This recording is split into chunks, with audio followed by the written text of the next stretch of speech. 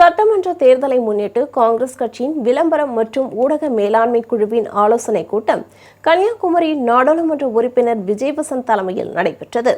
தமிழ்நாடு காங்கிரஸ் கமிட்டியின் தலைமை அலுவலகமான சென்னை சத்தியமூர்த்தி பவனில் கன்னியாகுமரி நாடாளுமன்ற உறுப்பினர் விஜயவசந்த் தலைமையில் அமைக்கப்பட்டுள்ள விளம்பரம் மற்றும் ஊடக மேலாண்மை குழுவின் முதல் ஆலோசனைக் கூட்டம் இன்று நடைபெற்றது.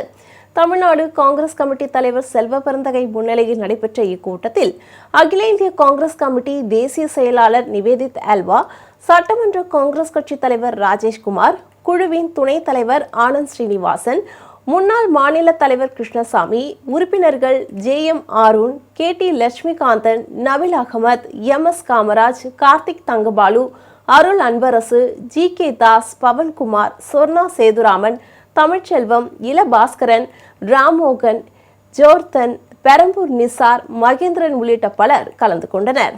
மேலும் இக்கூட்டத்தில் வருகின்ற 2026 சட்டமன்ற தேர்தலில் விளம்பரங்கள் மூலம் எவ்வாறு பரப்புரை மேற்கொள்வது மற்றும் சமூக ஊடகங்கள் மூலமாக காங்கிரஸ் கட்சி ஆட்சியின் சாதனைகளை மக்களிடம் கொண்டு செல்வது போன்றவை குறித்து ஆலோசிக்கப்பட்டது.